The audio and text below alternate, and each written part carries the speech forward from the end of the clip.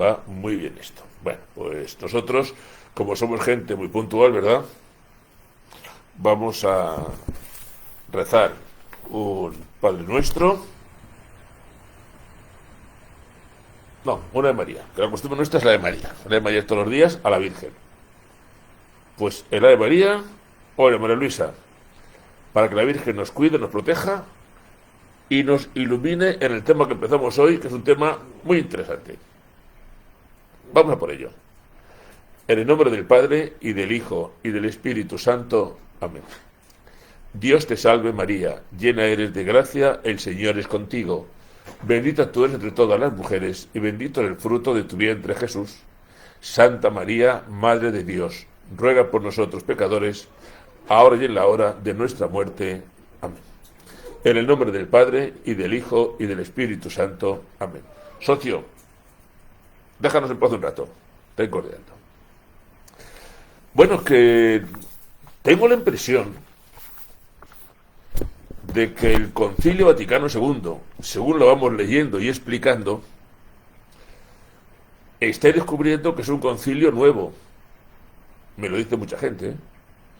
Teníamos una idea del concilio y según vamos leyendo y comentando los documentos, es que parece que no tienen, ahora Lourdes, nada que ver los documentos con lo que nos han ido enseñando. Son como cosas distintas.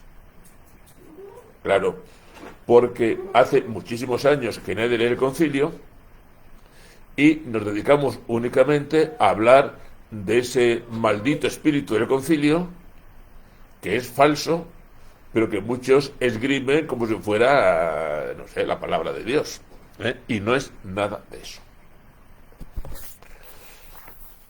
Curiosamente, la Constitución, Manuel, buenas, de Iberun, que vamos a comenzar hoy, es una Constitución cortita.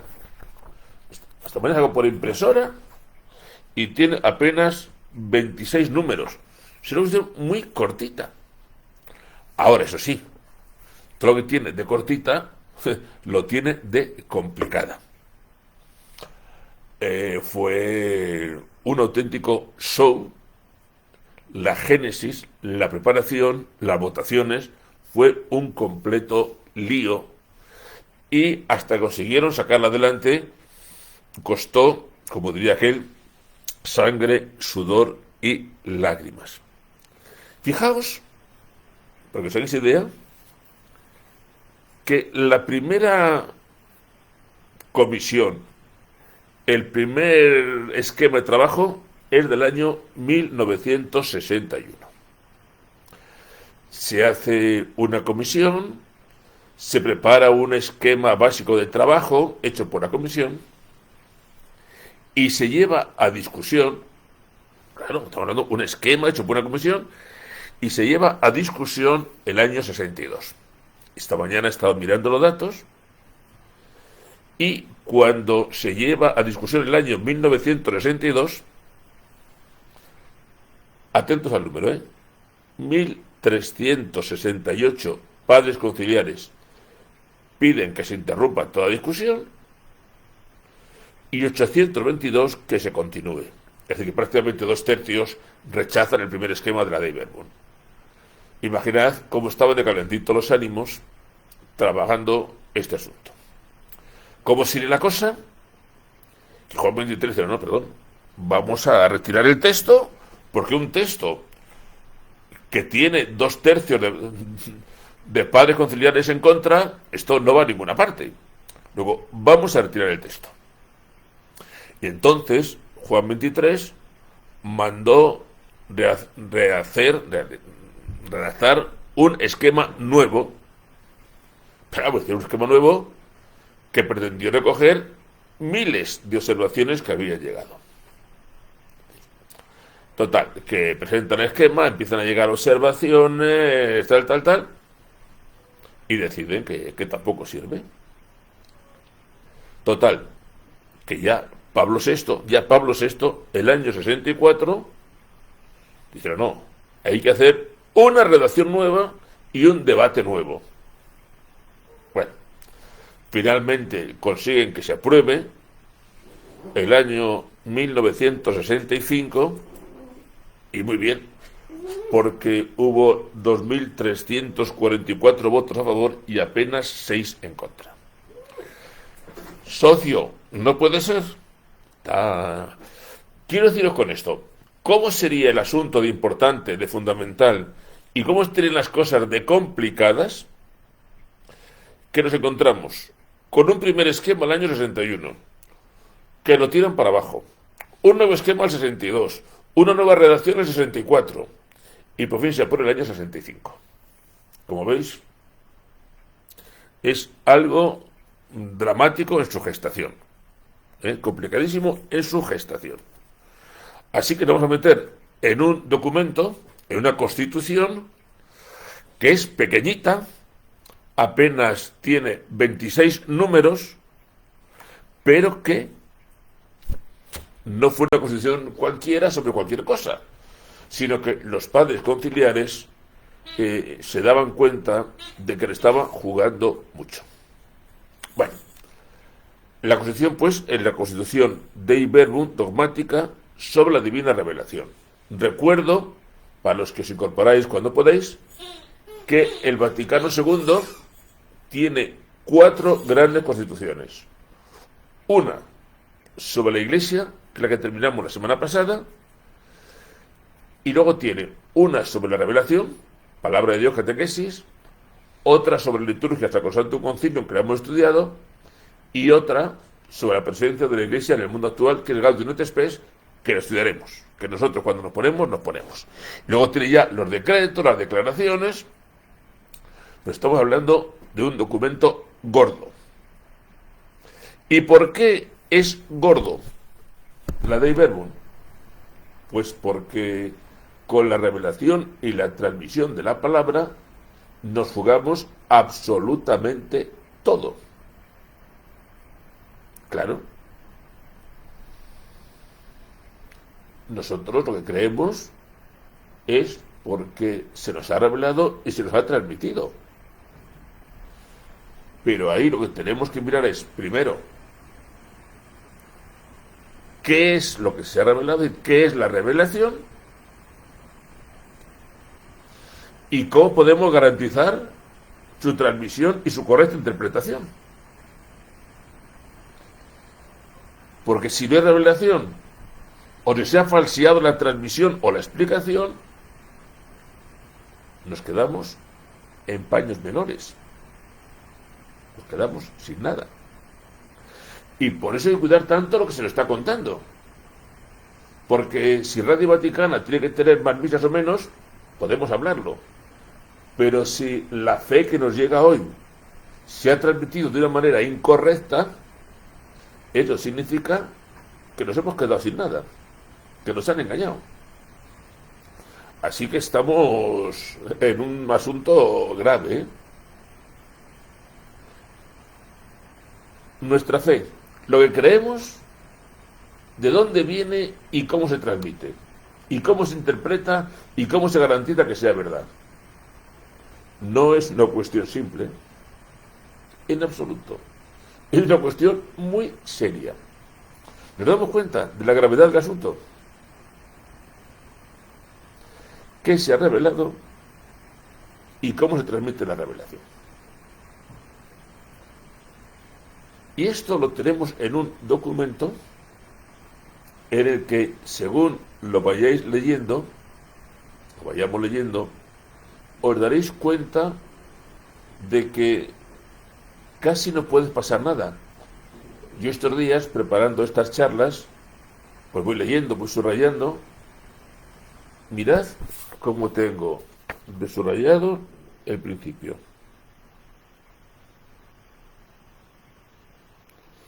Es que prácticamente he tenido que subrayar todo.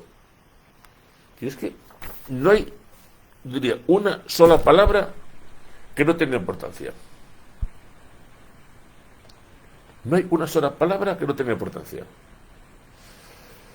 Bueno, pues vamos con ello al proemio, al preámbulo, y yo a ver si miro un par de numeritos más.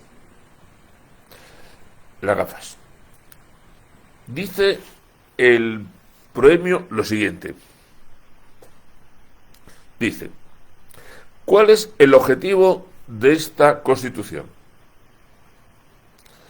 Mirad el objetivo. Empieza. Siguiendo las huellas de los concilios Tridentino y Vaticano I. Un momento, aquí hay que pararse. Aquí hay que pararse. Siguiendo las huellas de los concilios Tridentino y Vaticano I. En la Iglesia nadie puede decir que un concilio deroga al anterior.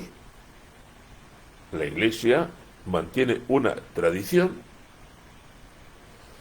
y el Concilio Vaticano II no tiene sentido al margen de esa tradición, ni se puede entender al margen de esa tradición. Si alguien dice hoy que es que, hombre, el Vaticano II ha superado Trento o ha reformado Trento, por mal camino vamos. Hombre, que el Vaticano II se ha cargado el Vaticano I, por mal camino vamos. En la Iglesia todo mantiene una línea en la tradición de la Iglesia. Por tanto, dice en el proemio, siguiendo las huellas de los concilios Tridentino y Vaticano I, siguiendo las mismas huellas, la misma línea, ¿qué se propone esta Constitución? Se propone exponer, estoy en el número primero, la doctrina genuina sobre la divina revelación,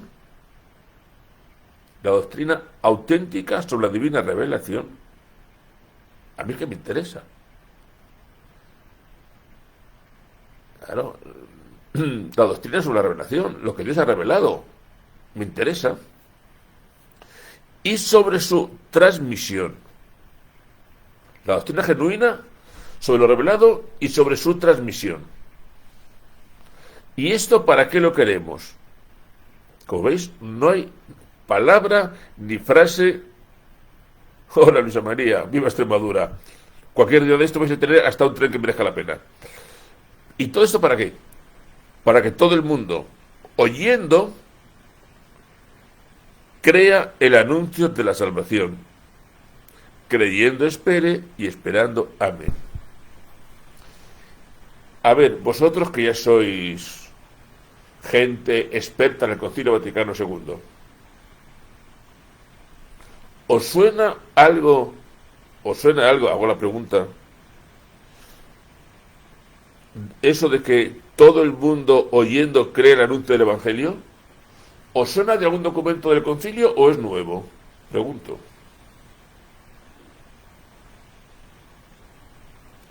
Todo el mundo oyendo cree el anuncio de la salvación. ¿Os suena o es nuevo?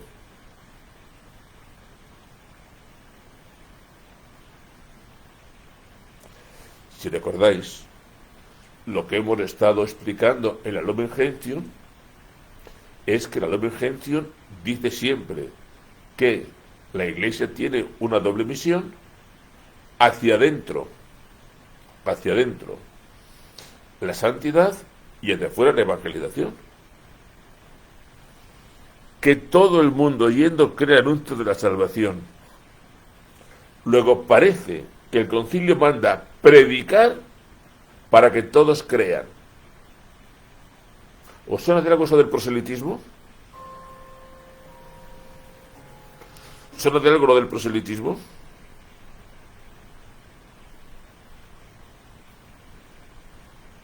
Que todo el mundo crea. Y por eso cuidamos la revelación y cuidamos su transmisión. Bueno, interesante, ¿no? Pues veo muy calladitos. Pues nada, tranquilos, a seguir escuchando.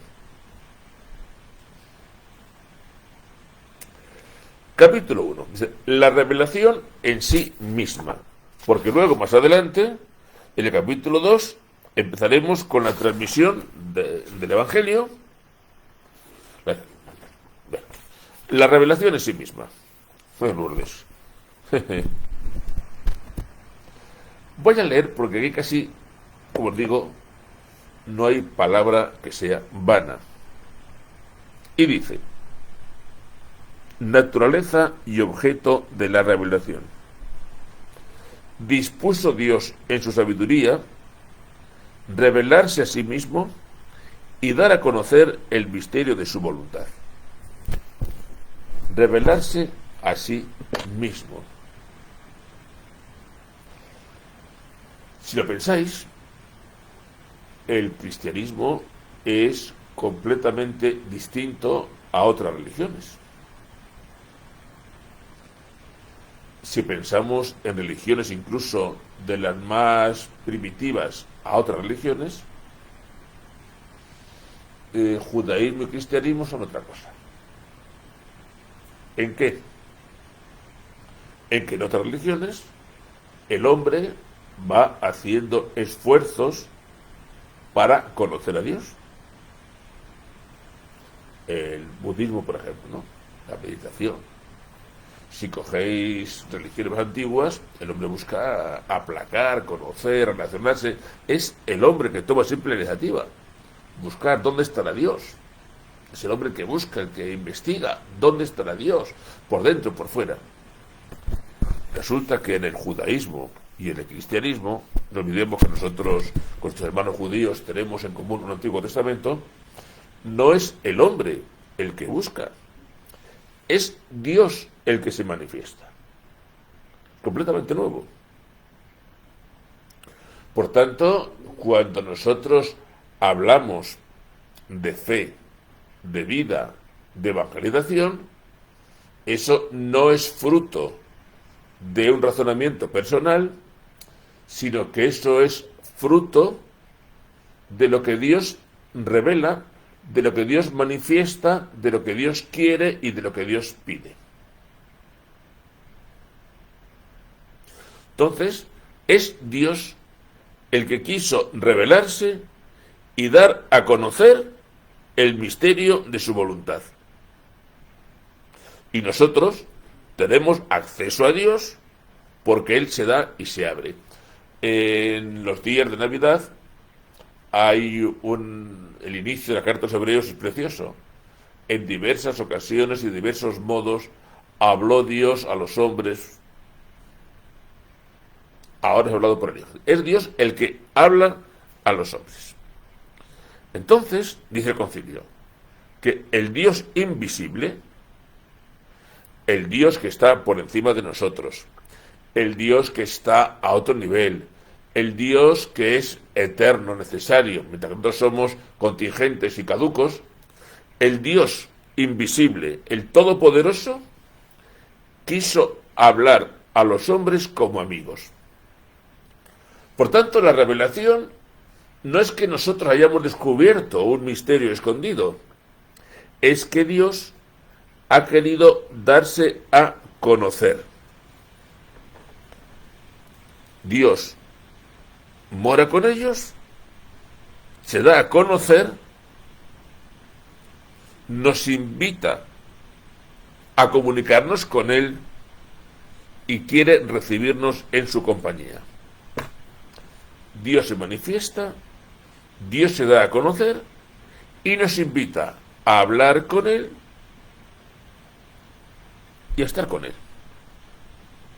La clave, que no somos nosotros los que buscamos, sino que es Dios el que se da, es Dios el que ha decidido comunicarse con nosotros.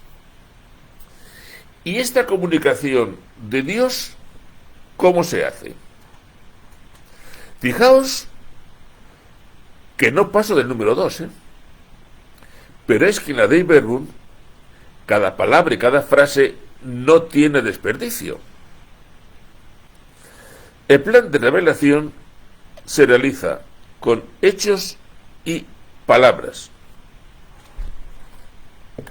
Las obras ratifican la doctrina y la doctrina explica las obras. Por ejemplo, un ejemplo, el paso del Mar Rojo. Dios manifiesta su misericordia con una obra, que es abrir las aguas para que pase el pueblo. Cuando Dios habla con Moisés o da los mandamientos, lo está haciendo sobre todo a través de la palabra, Pero entonces Dios se da a conocer con hechos y con palabras. El diluvio, el paso del Mar Rojo, la curación del ciego de nacimiento, son hechos. La tempestad calmada, son hechos que manifiestan el poder de Dios. La curación de un endemoniado, pero además se manifiesta con palabras, porque Dios, en el Antiguo Testamento, también en el Nuevo, explica los acontecimientos con palabras, y las mismas palabras explican otras cosas. Luego, el plan de la salvación se realiza, el plan de la revelación se realiza con hechos y con palabras. Las obras realizadas por Dios en la historia de la salvación manifiestan y confirman la doctrina. Y las palabras, por su parte, proclaman las obras y esclarecen el misterio contenido en ellas. Y dice, ahora eso sí, la verdad íntima, la verdad última, la verdad definitiva, se nos manifiesta a través de la revelación en Cristo. Lo de la carta a los Hebreos. En diversas ocasiones y de muchas maneras habló Dios a nuestros padres por los profetas. Hoy nos ha hablado por el Hijo. De lo que voy contando, el número 2, ¿va quedando claro? ¿Queréis comentar alguna cosa? Venga, ánimo con ello.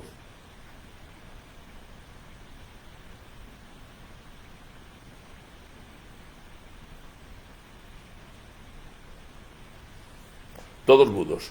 Mira que estéis vagos, ¿eh? Mira que os cuesta mover los dedos. Bueno, ¿qué lo vamos a hacer? ¿Qué lo vamos a hacer? Pero mira que os cuesta mover los dedos, ¿eh? ¿Cómo sois? Pues si no movéis los dedos, todo claro, para meditar, eso sí, es que, bueno, luego ya lo cogéis y lo vais mirando, leyendo, subrayando. Hola, Conchi. Aquí es que andamos todos con mucho estrés. Bueno, y en preparación de la revelación evangélica, vamos al número 3. Claro, la sociedad está en pecado, pues la sociedad no quiere ni ver las obras de Dios, ni reconocer las obras de Dios. Pero no quiere reconocerlas, si recordáis el prólogo del Evangelio de Juan, porque los hombres prefirieron las tinieblas a la luz porque sus obras eran malas. El problema de la fe no es tanto el problema de la fe, cuanto el problema de la incapacidad de vivir el Evangelio. Y claro, cuando una persona vive al margen de los mandamientos, termina despreciando la luz porque sus obras son malas. Y cuando las obras son malas, uno no tiene capacidad ni para verlas ni para comentarlas. Ese es el problema. Voy a entrar en el número 3. De preparación de la revelación evangélica. Dice una cosa que es muy bonita con la mención a Trento en el concilio. Si es que Beatriz, el concilio Vaticano II es muy preconciliar.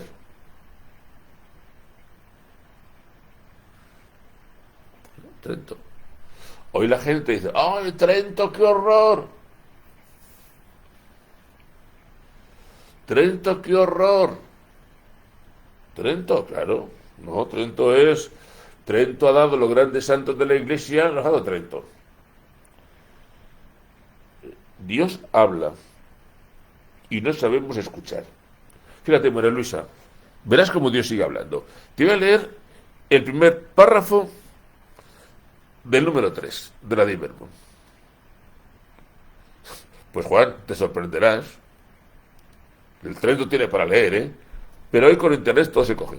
Te sorprenderás lo que es el Trento. Y no está abolido, ¿eh? Mirad el primer párrafo del punto 3. Si es que es muy interesante. Dios, creándolo todo y conservándolo por su verbo, da a los hombres testimonio perenne de sí en las cosas creadas. La primera revelación de Dios, la primera desde entonces y clave, es la propia creación. Cuando Santo Tomás presenta las 5 vías, una vía es el origen de las cosas.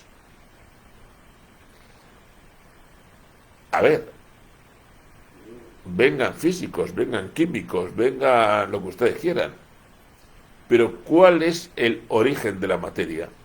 ¿Cuál es el origen de lo creado? Porque de la nada no salen las cosas. De la nada no salen las cosas. Entonces, ¿cuál es el origen de lo creado? Ah. ¿Cuál es? Ah. La primera revelación de Dios es la creación. Y es revelación por muchos motivos. Uno, porque ¿de dónde han salido las cosas? El mundo. Y luego, claro, la belleza de la creación. ¿Cuánta gente no dice, ay, en mitad de la naturaleza me siento más cerca de Dios? Claro, porque estás viendo el rostro de Dios en las cosas. Estás viendo el rostro de Dios en las cosas. Así de sencillo. La creación es la primera revelación universal de Dios. Y cualquier persona que ve el mundo, ve la perfección, ve la vida, no tiene más cáscaras, perdón por la expresión que no sea muy académica, no tiene más cáscaras que decir, esto ha tenido que salir de las manos de un creador. Pues claro, Beatriz, que quieren borrar a Dios, quieren borrar a Trento para empezar. Pero Trento es el origen de una iglesia triunfante. Trento es el origen de una iglesia de santos. Trento es el origen de una vida cristiana de siglos perfectamente estable y perfectamente organizada. Cárgate Trento, que nos ha dado vida, santidad y fuerza a lo largo de varios siglos. ¿Y lo quieren cargar para qué? Para poner a cambio ¿el qué? ¿Una iglesia sin Dios? ¿Donde todo sea pura generosidad altruista? Os decía entonces que la creación es la primera revelación de Dios. Hay que ser muy bruto, muy cerrado y muy anti todo para no admirarte a la creación y decir, bueno, ¿esto de dónde ha salido? Hay no hay más historias que volverse a Dios. Y por eso cualquier pueblo primitivo, ay, qué brutos eran, no tanto, el pueblo primitivo, ha visto a Dios en la naturaleza. Y ha visto a Dios, la fuerza de Dios en el trueno, en el rayo. En la naturaleza se descubre a Dios. Primera revelación. Seguimos con la revelación.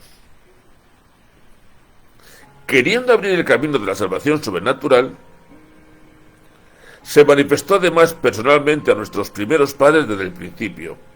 Bueno, la Biblia nos dice cómo Dios, en el origen de la humanidad, hablaba con el hombre, con Adán y con Eva, sean Adán y Eva dos personajes o sean otra cosa, que ahí no nos vamos a meter. Pero es verdad que sabemos que Dios, al principio de la creación, hablaba de tú a tú con los seres humanos, con Adán y con Eva. ¿Y qué pasó? Pues hombre, que hubo un primer pecado, hubo una caída. El arco iris, el mindfulness y la fraternidad universal. Ay, Beatriz. Vamos a ver. La gilipullada que dirían típico de la Agenda 2030 no es una gilipollada. Es una maldad pensada y medida. Pero claro, en todas estas mentalidades supermodernas, el aborto es un derecho, los animales tienen más derechos que las personas, todos una misma religión, todos hermanos, todos tal no sé qué.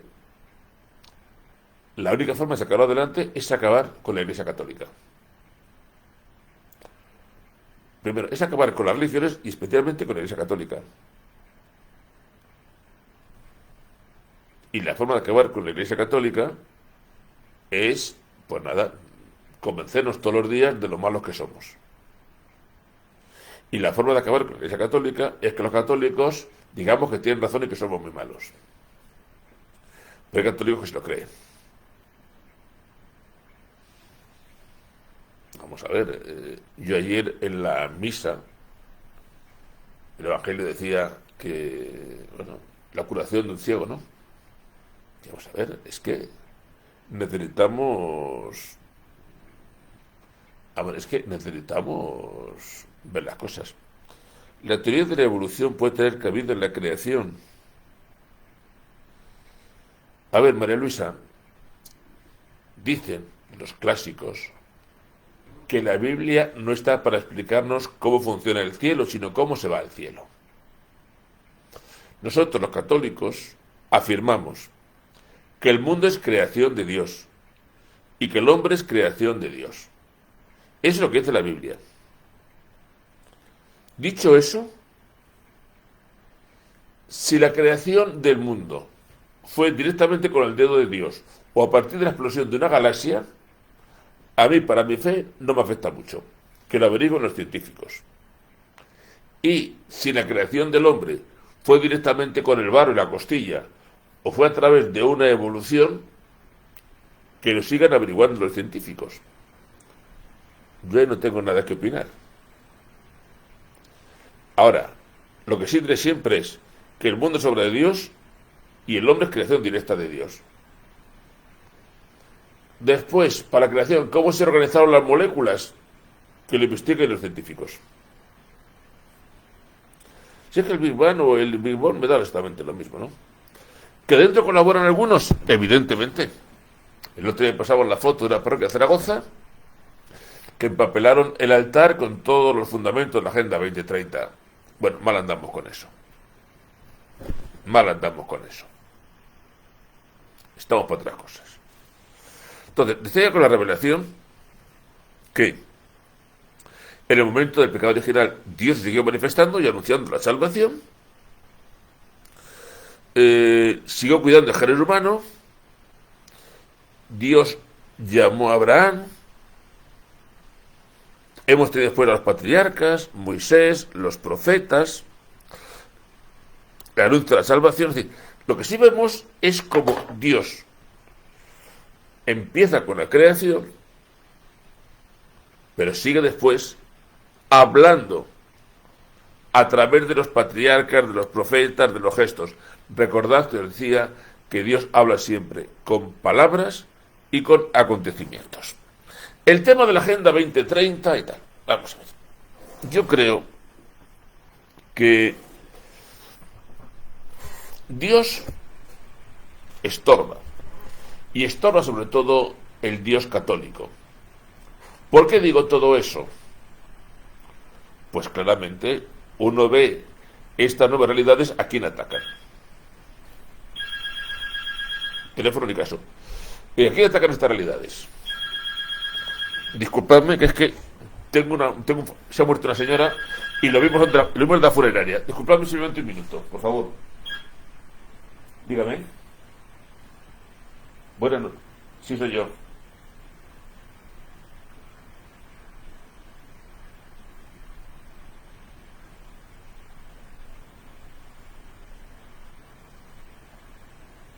Mire, perdón un momento una cosa. Me pilla en un momento con una videoconferencia con muchas complicaciones. Me llama en otro momento, por favor. Vale, gracias. Era por otra cosa, que se ha muerto una señora en un pueblo de al lado. Digo, esos son los de la funeraria. Bueno, que decía que lo que más estorba es el cristianismo, sobre todo el catolicismo. Porque hay un montón más de cosas que los musulmanes pues están en lo suyo y los protestantes admiten todo, los budistas están con sus mantras, pero si tocamos la vida, la libertad personal, si hay una religión que tenga una cultura organizada, una antropología clara, unos principios básicos, eso es el catolicismo. Y entonces, claro, te plantean una nueva sociedad de pensamiento único, donde la vida pinta poco y tal, y eso choca frontalmente con la antropología cristiana y con los valores cristianos. A partir de ahí, pues no queda más remedio que ir a puro católico, y la forma de ir a puro católico es explicar a todo el mundo lo malos que somos. Ahora, lo triste es que muchos católicos de dentro se lo crean y piensen que lo único que tenemos que hacer nosotros como católicos es ser una ONG buenista, pero donde no se habla de otras cosas. Decía el otro día a mis señoras, cuando entraba el teléfono, que claro, había una dificultad muy seria. El Señor cura a los ciegos de nacimiento. Y esta sociedad está ciega. Pero ¿cómo no va a estar ciega una sociedad que considera derecho matar a un niño que está en el vientre de la madre? ¿Cómo no va a estar ciega una sociedad en la que si el socio se pone serio, me denuncia, se me cae el pelo? Yo al socio le quiero mucho, pero alguna vez un azote en el trasero se ha llevado. Como me denuncia el socio, puedo ir a la cárcel. No es normal que dar un cachete al socio tenga más pena que darle a una persona. No es normal que ser hombre o mujer sea voluntad de cualquiera. Y todo eso, bueno, hoy doy más trans y más aborto. El aborto es un derecho. Aborte quien quiera, que no hay ningún problema. Y las leyes trans son unas leyes completamente absurdas que no se sostienen por ninguna parte. No se sostienen por ninguna parte. Es decir, ser mujer-hombre es opción personal de usted, pero es que las cosas son así. Pero aparte de todo esto, no os perdáis algunos globos sonda que van apareciendo, porque el otro día en Infocatólica aparecía la noticia, quizá globo sonda o quizá no tanto, de un economista japonés que proponía el suicidio colectivo de los ancianos. Entonces, claro, en una sociedad para la cual la vida es algo instrumental, donde la economía está por encima de las personas y tal, donde la vida no vale nada, ahí la doctrina católica choca frontalmente. Por eso veréis que nadie va a protestar en las mezquitas, ni en las sinagogas y tal. Ayer, antes de ayer, han firmado un protocolo en defensa de la vida de no sé cuántas religiones. Solo atacarán a los católicos. Porque somos los únicos que tenemos una idea clara y que además tenemos una antropología que funciona. A partir de ahí, solamente se atacará a los católicos. Pero yo creo que estamos en una situación de resistir. Es que tenemos que resistir. O sea, ¿de dónde han sacado? O sea, que el ser humano vale tan poco, la relación de pareja vale tan poco. Si es que la ley de los animales es humanizar a los animales y darlos más derechos que las personas. En definitiva, todo esto es lo mismo. El ser humano no vale para nada y a partir de ahí podemos hacer lo que nos dé la gana.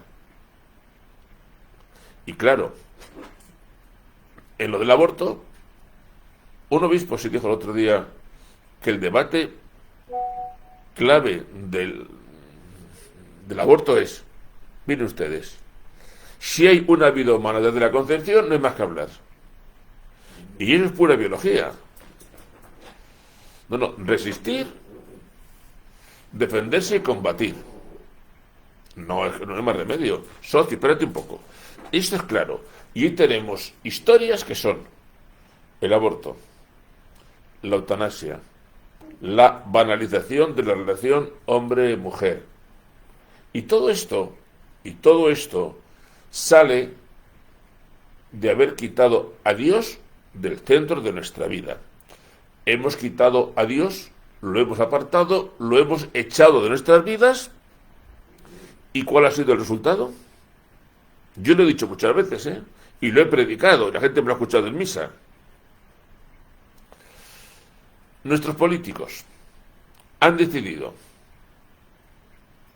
que Dios tiene que ir únicamente a la esfera privadísima. Hay que quitarlo crucifijos, quitar las imágenes, quitar las procesiones, las procesiones no porque vienen los turistas y dan dinero, pero hay que quitar Dios de estas partes. Y yo me hago una reflexión. A ver, desde que el crucifijo no está, desde que el crucifijo no está en el Congreso de los Diputados, ¿nuestros políticos son más honrados, más buenos, más generosos y más serviciales? Sabemos todos que no. Desde que los crucifijos se quitaron de la universidad, en las universidades ¿hay mayor libertad? Sabemos todos que tampoco. Desde que nuestros crucifijos se quitaron de los matrimonios de las parejas se respetan más, se quieren más, se ayudan más. Parece que tampoco. Entonces, quitar el crucifijo, ¿para qué sirve? ¿Para mejorar la sociedad? No. Para deshacerla.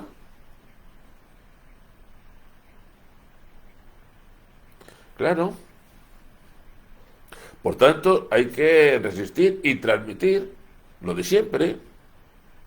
El chiste de bigote, al cielo lo de siempre. Y esto tenemos que vivirlo, exigirlo y exigirlo también a nuestros obispos y a nuestras autoridades eclesiásticas. Hay que exigirlo. Entonces así. Dios se revela. Si lo que Dios quiere es claro, y lo sabe la Iglesia, ¿por qué la Iglesia no lo defendemos con más fuerza?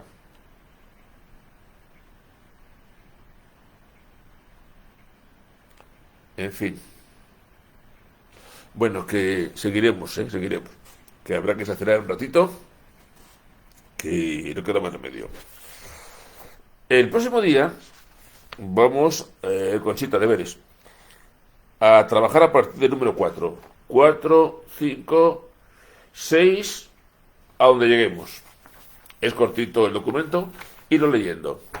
Y de luego, se dio claramente que es momento de ser cristiano, creyente, practicante y militante. Militante. Y los medios que tengamos, los poquitos dar la cara. Por eso en el blog soy tan incisivo, por eso predico lo que me da la gana, por eso aprovecho estos medios, porque poco a poco tenemos que decir cosas. Claro. No queda más remedio. Y en casa, oye, las catequesis, vigilad, vigilad.